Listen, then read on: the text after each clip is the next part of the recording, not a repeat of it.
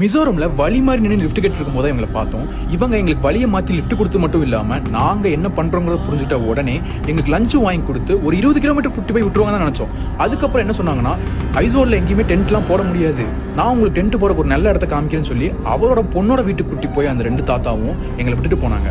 அங்கிருந்து இவ்வளோ சுற்றி கிட்டத்தட்ட 72,000 கிலோமீட்டர் நடந்து 1 வருஷம் 5 மாசமா வீட்டில் இல்லாமல் சோறு தண்ணி இல்லாமல் எங்கெங்கேயோ போய் கஷ்டப்பட்டுட்டு ஏதோ கல்ச்சர் உங்களுக்கு தெரியும். இந்தியாவில் வந்து நம்ம ஊர்லேயே ஒரு நைட்டு தனியாக தூங்க முடியாது. ஆனால் நாங்கள் 2 பேரும் ஏதோ ஊருக்கு மொழி தெரியாது, அந்த மொழிலாம் அன்றைக்கி தான் ஃபஸ்ட்டு காதல் கேட்குறேன். ஏதோ மொழியெல்லாம் தெரியாத ஊருக்குலாம் போய் சுற்றிட்டு வந்திருக்கோம். ஆனால் எங்களுக்கு வந்து கரெக்டாக. அப்போ இந்த மொமெண்ட் நடந்ததுக்கு முக்கியமான ரீசன் வந்து விஜய் சார் தான். அதாவது நீங்கள் லோகேஷ் சார் மீட் பண்ணி அதான் நாங்கள் சொல்லிட்டு இருக்கோம், நம்ப மாட்டேங்கிறாங்க. விஜய் சார் தான் நம்பர் கொடுக்குறாரு.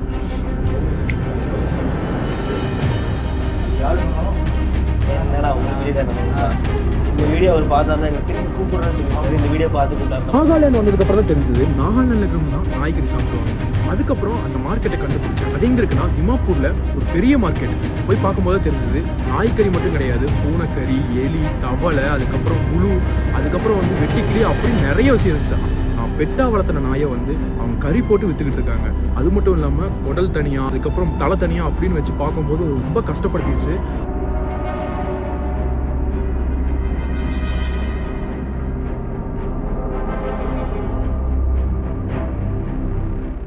அறம் நாடு நேயர்களுக்கு அன்பு வணக்கம். நாங்களும் ஹீரோ தான் வித் கிஷோரோட ஷோல. இன்னைக்கு நம்ம ஷோவோட ஹீரோஸ் யாரெல்லாம் வந்திருக்காங்க அப்படின்னா, பொதுவா வாழ்க்கை அப்படிங்கன்னா அது ஒரு பயணம்னு சொல்லுவாங்க. ஆனா இவங்க வாழ்க்கையில ஒரு பயணம் தான் அவங்க வாழ்க்கையே வந்து மாத்திருக்குன்னே சொல்லலாம்.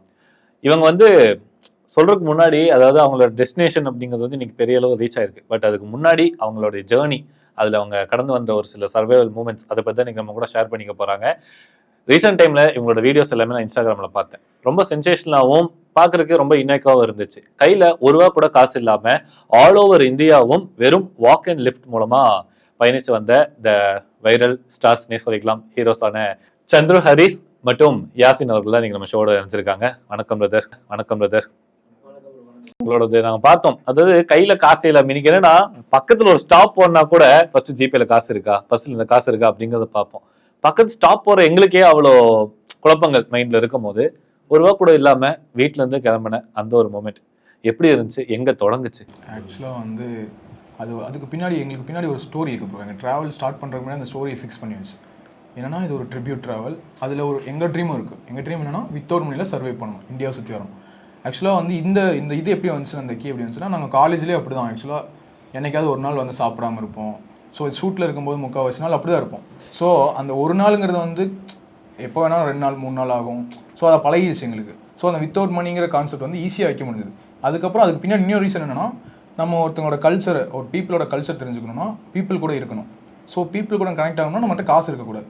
ஸோ அவங்க நம்ம பார்த்துக்கிட்டோம்னா அவங்க கூட இருந்து ஈஸியாக நம்ம கல்ச்சரை தெரிஞ்சுக்கலாம். அதுக்கப்புறம் அவங்க ஃபுட், அவங்களுடைய ட்ரெஸ்ஸிங் ஸ்டைல் எல்லாம் தெரிஞ்சுக்கலாம். ஸோ இதை பேஸ் பண்ணி தான் நம்ம வந்து ட்ராவல் பண்ணலாம் அப்படின்னு சொல்லி வித்தவுட் மணி அந்த கான்செப்ட் கொண்டு வந்தோம். கண்டிப்பா ஒரு ஜேர்னி அப்படின்னு எடுத்துக்கிட்டாலே அதுக்கு பின்னாடி ஒரு ரீசன் ஒன்று இருக்கும். ஸோ நீங்க இந்த ஜேர்னி எடுத்ததுக்கான காரணம்? என்னோட காரணம் என்னன்னா, நிறைய விஷயம் ட்ரை பண்ணி பார்த்தேன். ஆக்சுவலாக நாங்கள் 2 பேரும் விஸ்காம் ஸ்டூடெண்ட்டு. நாங்கள் ஏதாவது பண்ணணும் அப்படின்னு சொல்லி ட்ரை பண்ணோம். எதுவுமே எங்களுக்கு சக்ஸஸ் ஆகவே இல்லை. சரி, இதையும் நம்ம லாஸ்ட் ஆப்பர்ச்சுனிட்டியாக எடுத்து பண்ணுவோமே, நமக்கானது எது கிடைக்குமா அப்படின்னு சொல்லி நான் அப்படி தான் போனேன். ஒரு எதிர்பார்ப்பு இல்லாமல் தான் போனேன். நம்ம இதுலேருந்து ஜெயிச்சா நம்ம அப்படியே கண்டினியூ பண்ணலாம், இல்லைனா நம்ம வேறு விஷயத்த பண்ணலாம் அப்படின்னு சொல்லிட்டு ஒரு ஐடியா இல்லாமல் போனேன். அதே மாதிரி நான் நினச்சது நடந்திருக்கிறது ஒரு முதல் விஷயம் இதுதான். ஆமாம், ட்ராவல். நீங்கள் சொன்னீங்களே, ஒரு ட்ராவல் வந்து எங்கள் வாழ்க்கையே மாற்றிடுச்சுன்னு. அது உண்மைதான். ஓகே, ரீசன் தாண்டி இந்த விஷயத்தில் நீங்கள் வந்து ஒரு ட்ரிபியூட் ஒன்று கொடுத்துருக்கீங்க. அதுதான் வந்து உங்களோட வீடியோஸ்லேயும் நான் பார்த்ததில்ல, மோஸ்ட் எமோஷ்னலாகவே இருந்துச்சு. ஆமாம், அதை பற்றி சொல்லுங்கள். ஆக்சுவலாக வந்து அது எங்களுக்கு ரொம்ப கஷ்டமான விஷயம் கூட. ஏன்னா வந்து அவருக்கு ட்ரிபியூட் பண்ண போகிறோம்னா அது ரொம்ப கஷ்டமாக இருக்கும். கண்டிப்பாக நாங்கள் வந்து சும்மா போய் ரோட்டில் நின்று அந்த இடத்துல வைக்கிறத விட நம்ம கஷ்டப்பட்டு, இந்த ட்ராவலே பெரிய கஷ்டமான விஷயம் தான். ஸோ ஆனால் அந்த ட்ராவலில் கஷ்டப்பட்டு அந்த இடத்துக்கு போகணும். ஆனால் வந்து ரோப் கார்டு இருக்குது ஆக்சுவலாக 750, அதை ட்ரிபியூட் பண்ணுறதுக்காக நம்ம மேலே கொண்டு போகலாம். ஆனால் அந்த இடத்துல என்ன பண்ணணும்னா, வர வழியில் ரோப் கார்ட்லேருந்து வரவங்க என்னென்னா, ரிட்டன் வரவங்க சில பேர் வந்து இந்த சறுக்கிற மாதிரி இருக்கும்ல, இந்த ஸ்கேட்டிங் அந்த மாதிரிலாம் வருவாங்க. ஸோ அந்த மாதிரி விஷயமெல்லாம் பண்ணுற ரூட்டில் தான் நாங்கள் போனோம். அந்த இடத்துல தான் போகவே முடியாது. அப்போ அந்த இடத்துல ஷார்ட் கட் பிடிச்சி அந்த வழியாக ஏறி போகணும். ஸோ என்கிட்ட காசு இல்லை. ஸோ அந்த மாதிரி பண்ணலாம் அப்படின்னு சொல்லி போகும்போது தான் இந்த சீக்வன்ஸ் நடக்குது. ஸோ இதை வைக்கிறதுக்கு முன்னாடியே வந்து ஆக்சுவலாக ரொம்ப ஃபீல் ஆயிடுச்சு. முடிக்க போகிறோம், இவருக்காக வந்திருக்கோம் நம்ம இவ்வளோ தூரம் அப்படின்னு சொல்லிட்டு. அப்படியே கண்ணிலேருந்து தண்ணி வர ஃப்ரீஸ் ஆயிடுச்சு. அப்படியே ஃப்ரீஸ் ஆகிட்டு இருக்கு. ரொம்ப பெயின் ஆக ஆரம்பிச்சிச்சு இந்த இடம்லாம். புரியுதுங்களா? நாங்கள் ஏற இந்த இடம்லாம் என்கிட்ட வேஸ்லின் இல்லை, ப்ராப்பர் ஜாக்கெட் இல்லை. அதில் பார்த்தீங்கன்னு வச்சுக்கோங்க, ஒரே ஒரு ஹுட்டி தான் போட்டிருப்பேன், நார்மல் ஷூ தான் இருக்கும். ஸோ 2 பேருக்குமே முடியல, அவ்வளோ இது உதறலாம் வெடிச்சு. அப்படி அந்த இதே எனக்கு ரொம்ப கஷ்டமாக தான் இருந்துச்சு. இப்போ ஜாலியாக என்ஜாய் பண்ணிட்டு இருந்தாங்க ஸ்னோவில் ஒருத்தவங்கலாம். ஸோ நம்ம லைஃப் வந்து இப்படி இருக்கே அப்படின்னு ஒருத்தங்க ட்ரிபியூட் பண்ண போகிறோம், அந்த ஒரு சந்தோஷமும் இருக்குது. அப்படி அந்த இடத்துல ட்ரிபியூட் பண்ணும்போது எனக்கு ஒரே விஷயம், நான் ஒருத்தருக்காக வந்து நின்றுட்டு இருக்கேன் அப்படிங்கிறது மட்டும்தான் என் மனசில் இருந்துச்சு. ஸோ இந்த ஸ்டோரி பின்னாடி ஒரு ட்ராவல் அப்படிங்கிற மாதிரி தான் என்னோடய ட்ராவல் போச்சு. அதெல்லாம் ட்ரிபியூட் பண்ணி அந்த போர்டை கொண்டு போய் எல்லாத்துக்கும் காமிச்சு ஸ்டோரியெல்லாம் சொல்லி அதை கொண்டு போய் அவங்க வீட்டில் கொடுக்கும்போது அவங்க அப்பா அம்மா 2 பேர்த்தோட ஃபேஸ்லையும் என்ன தெரியும் அப்படிங்கிறது தான் என்னோடய தாட்டே. ஏன்னா அவனுக்காக 2 பேர் போயிருக்காங்க, அதை கம்ப்ளீட் பண்ணி வீட்டுக்கு கொண்டு வந்து கொடுத்துருக்காங்க அப்படின்னு சொல்லும்போது அவங்க அம்மா அப்பா எவ்வளோ ஃபீல் பண்ணுவாங்க, எவ்வளோ எமோஷன் ஆவாங்க. நான் இவ்வளோ கஷ்டப்பட்டிருக்கேன்னு எங்கள் வீட்டில் பெருசாக எமோஷன் பண்ணதே கிடையாது, எனக்கு பெருசாக பாராட்டும் கிடச்சதே கிடையாது. ஆனால் இந்த ட்ராவலில் எனக்கு வந்து நான் கரெக்டாக பண்ணிகிட்ருக்கேன் அப்படிங்கிறத நிறைய பேர் சொல்லவும் அது எனக்கு ரொம்ப பிடிச்சிருந்துச்சி. நிறைய பேர் திட்டுறாங்க, நிறைய ட்ராவல் பண்ணுறவங்க திட்டுறாங்க. ஸோ நம்ம எல்லாமே பாசிட்டிவாக வந்துட்டு இருக்கும்போது எனக்கு அது ரொம்ப பிடிச்சிருந்துச்சி. இந்த ட்ராவலில் வந்து அவருக்காக நான் பண்ணுறேங்கும் போது எல்லோரும் அவருக்கு பின்னாடி ஃபாலோவர்ஸ் தேடி போயிட்டுருக்காங்க. நான் அதனால தான் யோசிச்சு என்ன பண்ணேன்னா, அவர் ஆக்சிடென்ட் அந்த பிளேஸில் தான் என்னோடய ஸ்டோரியை ரிவீல் பண்ணுறேன்.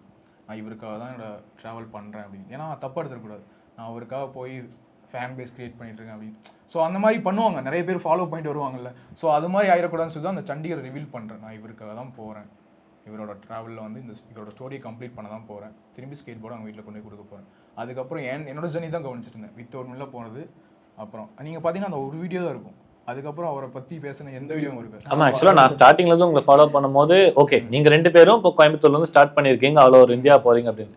திடீர்னு பார்த்தா அந்த ஒரு வீடியோவில் 3ஆவதா ஒரு பர்சனுடைய பேர் ஒரு ஃபோட்டோ வருது. அதான் நாங்கள் வந்து ஆக்சுவலாக அப்படி தான் நாங்கள் வச்சுருந்தோம். இது வந்து ஒரு கதை மாதிரி தான் இருக்கணும், அவரோட அந்த கதையை முடிக்கணும்.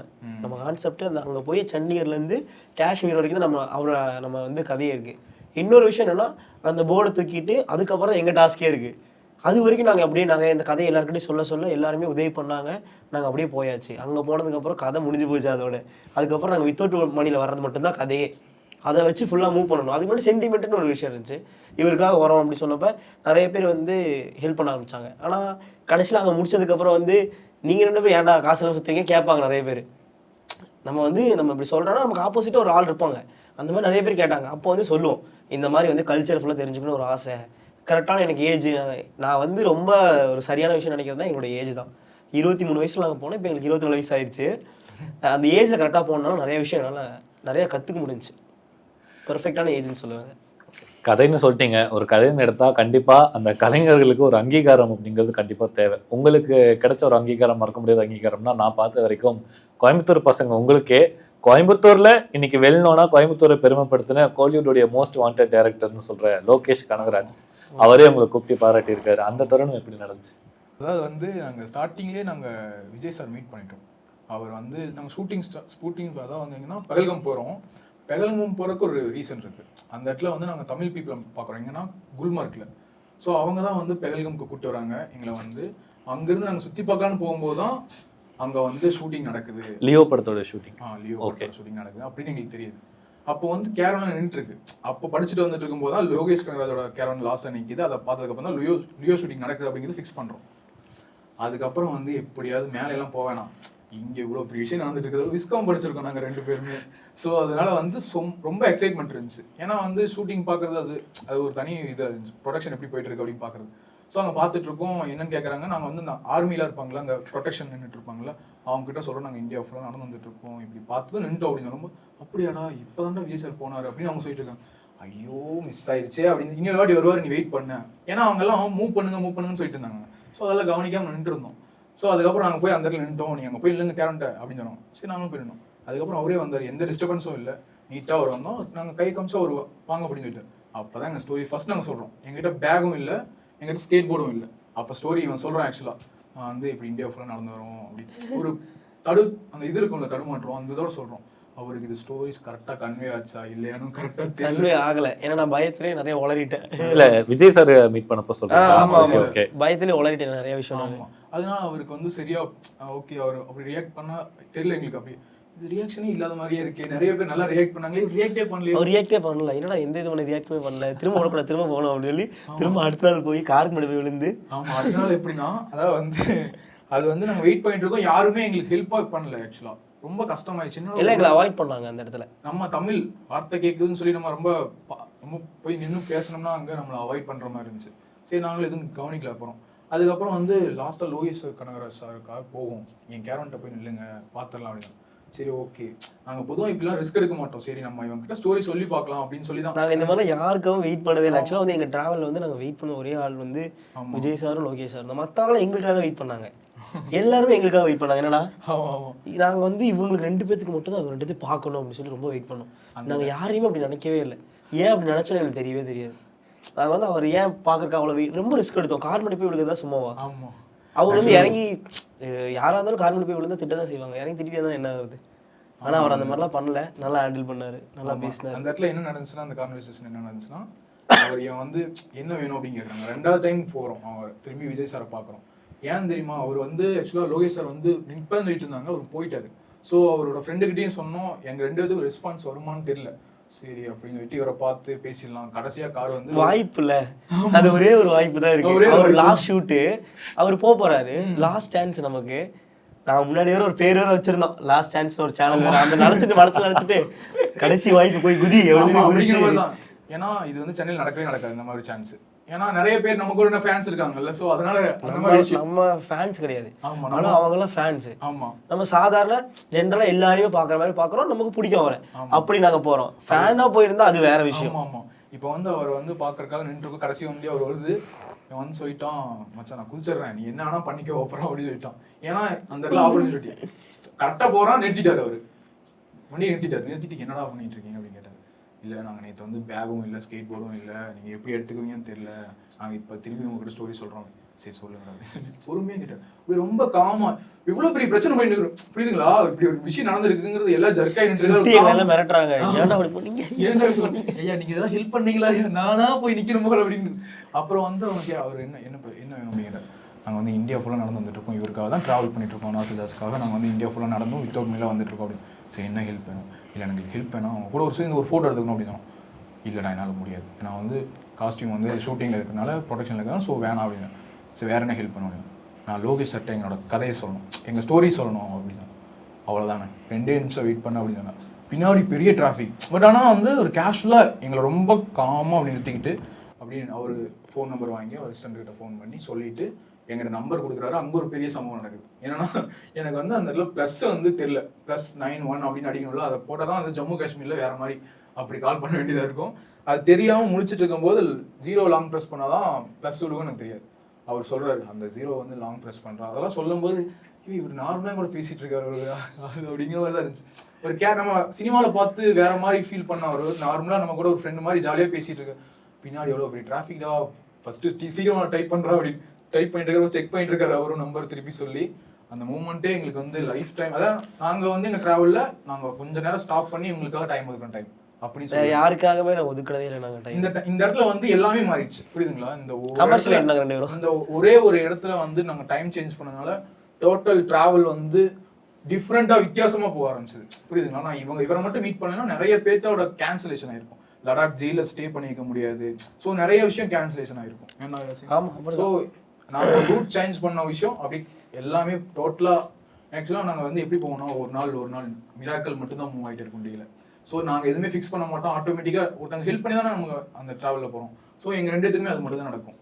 அதனால வந்து அந்த விஷயம் வந்து நாங்கள் ஃபிக்ஸ் பண்ணி மாற்றுறதுனால அந்த ட்ராவலில் ஃபுல்லாகவே மிராக்கல்ஸ் மூவ் ஆகிற மாதிரியே இருக்கும், நாங்கள் ஃபீல் பண்ணுவோம். அப்போ இந்த மொமெண்ட் நடந்ததுக்கு முக்கியமான ரீசன் வந்து விஜய் சார் தான். அதாவது நீங்கள் லோகேஷ் சாரை மீட் பண்ணி அதான் நாங்கள் சொல்லிட்டு இருக்கோம், எல்லாத்தையும் நம்ப மாட்டேங்கிறாங்க. விஜய் சார் தான் நம்பர் கொடுக்குறாரு, லோகேஷ் சாரை மீட் பண்ணுறதுக்கு விஜய் சார் நம்பர் கொடுக்குறாரு. அது யாரும் சொன்னாலும் என்னடா உங்களுக்கு விஜய் சார் நம்பர் கொடுத்தாரா அப்படிங்கிறாங்க. இல்ல நான் நம்புறேன், நம்ம பசங்க நம்ம தான் நம்பணும், வேற யாரும் நம்புவோம். நம்புறாங்களோ நம்மளையும், அதான் நடந்தது சீக்வன்ஸ், அங்கே அதுதான் நடந்தது, அவ்வளோதான். அதுக்கப்புறம் அவர் வந்து செலவுக்கு வச்சுக்கோங்க சொல்லி ஒரு 10,000 கொடுத்தாரு. எனக்கு காசெல்லாம் வேணாம், உங்களுக்கு பார்த்து உங்ககிட்ட ஸ்டோரி சொல்லணும். இல்லடா பரவாயில்ல, டீ செலவுக்கு வச்சுக்கோ அப்படின்னு சொல்லி இந்த வீடியோ அவர் பார்த்தாருன்னா எங்களை திரும்பி கூப்பிடுறேன்னு சொல்லியிருக்காரு. இந்த வீடியோ பார்த்து கூப்பிட்டாருன்னா பரவாயில்ல. அப்படி இந்த வீடியோ மறந்துட்டாருன்னு நினைக்கிறேன் அவரு. இந்த வீடியோ பார்த்தீங்க, ஏன்னா திருப்பி இங்க வரும்போது கூப்பிட்டு பேசுறேன் அப்படின்னு சொல்லியிருந்தாரு. நான் பேசல, இந்த வீடியோஸ் பார்த்து அவரு கூப்பிட்டாருன்னா நல்லா இருக்கும். ஆமா சொன்னீங்களா நாங்களும் கோயம்புத்தூர் தான் அப்படின்னு? இல்ல, நாங்க இவ்வளவு கஷ்டப்பட்டிருக்கோம், அதை அவரை பார்க்கறது ஒரு ஆப்பர்ச்சுனிட்டி. அவரை வச்சு நம்ம தெரிய வைக்கலாம். அங்கேருந்து இவ்வளோ சுற்றி கிட்டத்தட்ட 72,000 மேலே கிலோமீட்டர் நடந்து 1 வருஷம் 5 மாதமாக வீட்டில் இல்லாமல் சோறு தண்ணி இல்லாமல் எங்கெங்கேயோ போய் கஷ்டப்பட்டுட்டு ஏதோ கல்ச்சர் உங்களுக்கு தெரியும். இந்தியாவில் வந்து நம்ம ஊர்லேயே ஒரு நைட்டு தனியாக தூங்க முடியாது. ஆனால் நாங்கள் 2 பேரும் ஏதோ ஊருக்கு மொழி தெரியாத அந்த மொழிலாம் அன்றைக்கி தான் ஃபஸ்ட்டு காதல் கேட்குறேன். ஏதோ மொழியெல்லாம் தெரியாத ஊருக்குலாம் போய் சுற்றிட்டு வந்திருக்கோம். ஆனால் எங்களுக்கு வந்து கரெக்டான ரெக்கக்னேஷன் இல்லை. அதான் எங்களோட வருத்தமே. தமிழ்நாடு எங்களுக்காக எதுவுமே பண்ணலை. எல்லாருமே சொன்னாங்க ஹிந்தியில் வீடியோ போடு, நீ ஹிட் ஆயிரும் அப்படின்னாங்க. நாங்களாம் இல்லை, நான் தமிழ்நாட்டில் தான் வந்திருக்கேன், நான் தமிழ் தான் அவங்க வீடியோ போடணும் அப்படின்னு சொல்லி தமிழில் தான் வீடியோ பண்ணணும். நாங்கள் வீடியோஸ் அதிகமாக பண்ணலை. ஏன்னா எங்களோட என்ஜாய்மெண்ட்னு ஒன்று இருக்குது. வீடியோஸில் பண்ணோன்னா நம்ம வந்து அப்படியே அங்கே அந்த கமர்ஷியல் ஆயிரும். நாங்கள் என்ஜாய் பண்ண மாதிரி எங்களுக்கு இப்போ எப்படி இருக்குன்னா, எல்லாருமே நீங்கள் மட்டும் தான் எங்களை இன்டர்வியூ எடுக்கிறேன்னு கிடையாது. நான் தினம் பார்க்குறவங்களே இன்டர்வியூ எடுத்துகிட்டு இருக்காங்க. பார்க்குறவங்களாம் கேட்பாங்க, உன் ட்ராவலை பற்றி சொல்ல அப்படிம்பாங்க. எல்லாருக்கிட்டையும் இன்டர்வியூ பேசுகிறவங்க பேசிக்கிட்டே இருப்பேன். இப்போ என்னோட வாழ்க்கை அப்படி மாறிடுச்சு. எனக்கு அந்த பக்கம் அவங்க எந்த ரெக்கக்னேஷன் பண்ணாட்டும் அப்படின்னும் ஒரு 4-5 இடத்துக்கு போனால் தெரிஞ்சவங்க வந்து இவங்க இந்த மாதிரி ட்ராவலர் அப்படின்னு சொல்லும்போது அப்பா அப்படின்னு ஒரு சந்தோஷம் வருது. அப்போ அவங்க கேட்பாங்க. எங்கிட்ட யார் வந்து இன்ட்ரெஸ்ட்டாக சின்ன பையன் கேட்டாலும் சரி, ஒரு பெரியவங்க கேட்டாலும் சரி, 50-60 வயசு தாத்தா கேட்டாலும் சரி, எல்லாத்துட்டும் உட்காந்து பொறுமையாக சொல்லி நாங்கள் சொல்லி தருவோம். பட் இது ஃபுல் அண்ட் ஃபுல் கமர்ஷியலாக மாறிடுச்சு அல்லவா ட்ராவல்? மாறிடுச்சு. கமர்ஷியல் கிடையாது எங்கள் ட்ராவல். எங்க டிராவல் மொத்தமே ரியாலிட்டி தான். ரியாலிட்டி தான். பட் இங்க நம்ம இன்னொரு சைடு பாக்கும்போது சோஷியல் மீடியா இவங்க வந்து சோஷியல் மீடியால வந்து கமர்ஷியலா நான் வீடியோஸ் போட்டு ஹிட் ஆனாதான் பெரிய ஆள்னு நினைக்கிறாங்க. அனுபவம் வந்து வேற, அது சோஷியல் மீடியா வேற. அனுபவத்துக்கும் அதுக்கும் நம்ம மேட்ச் பண்ணவே முடியாது. நம்மளோட அனுபவம் வந்து நம்ம கிட்ட தான் இருக்கும். சோஷியல் மீடியாவில் கொடுத்தோன்னா நம்ம வந்து அது வந்து முட்டாள் மாதிரி ஆயிடும். நம்ம பண்ற எல்லா விஷயத்துக்கும் கொடுக்கக்கூடாது ப்ரோ. அப்புறம் வந்து நம்ம கிட்ட அனுபவம்னு ஒன்று சொல்றாங்கல்ல, நம்ம 90 வயசுல உட்காந்து திங்க் பண்ணும்போது நமக்கு ஒரு விஷயம் வரும் அப்படி சொல்றாங்களே, அது இங்க இருந்தா தான் வரும்.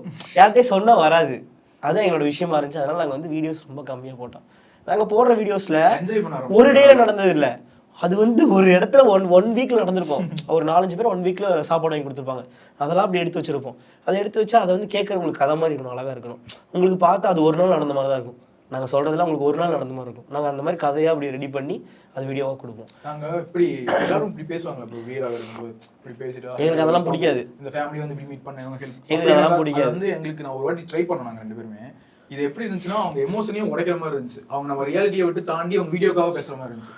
சரி இதோட முடிச்சுக்கலாம், இது இந்த வீடியோவே வேணாம், நம்ம ஜாலியாக எப்பவும் போல இருக்கலாம், நம்ம மானிட்டேஜ் மட்டும் எடுத்துக்கலாம். ஒரு அதாவது சாப்பாடு நமக்கு என்ன பண்ணுறாங்க அவங்க அதை மட்டும் எடுத்துப்போம்.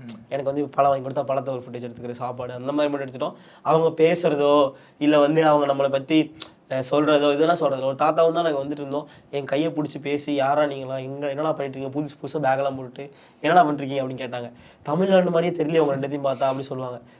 உங்களுக்கு பெரிய காமெடி சொல்லணும்னா, நாங்கள் 2 தமிழ்நாட்டில் கடலூர் நினைக்கிறேன், ரோட்டில் நின்று மாறி சண்டை போட்டுருக்கோம் 2 பேரும். எதுக்கும் ஏதோ ஒன்று வாங்கிட்டா இவன், நான் எனக்கு கிடைக்கல அதுக்காக போய் சண்டை போட்டுருக்கோம். ரோட்டில் நின்று நல்லா பேட் வேர்ட்ஸ் யூஸ் பண்ணி சண்டை போட்டுருக்கோம். ஒரு தாத்தா எங்களை பார்த்துட்டு வந்து, டேய் என்னடா பாடுற ஹிந்திக்காரன் எவ்வளோ அழகாக தமிழ் பேசுகிறானுங்க, வர்றா நம்ம ஊர் காலம் இருக்கீங்களா அப்படின்னு சொல்லி எனக்கெல்லாம் அடுத்து என்னடா இப்படி சொல்லிட்டீங்க, உங்களுக்காக போராடிட்டு வரேன், என்னடா ஒருவேளை விஷயம் அதை நம்ம ஏத்துக்கலையோ மேபி இருக்கலாம், நமக்கு தெரியல. நம்ம ஹிந்திக்காரங்க கூட ஜாலியா இருந்தோம். ஹிந்திக்காரங்க கூட நான் செம்ம ஜாலியா இருந்தேன். இவங்கெல்லாம் பார்த்தா பயப்படுறாங்க ஹிந்திக்காரங்க. அதனால நீங்க வந்து அவங்க கூட ஐக்கியமானதுனால உங்க அப்படியே அவங்க இதுலயே வந்து எனக்கு அதுக்கப்புறம் தான் ஒரு விஷயம் தெரிஞ்சு, நம்ம கலர் வந்து அவ்வளோ ஃபேர் கிடையாது. தமிழ் பீப்புள் வந்து அவ்வளோ ஃபேர் கிடையாது.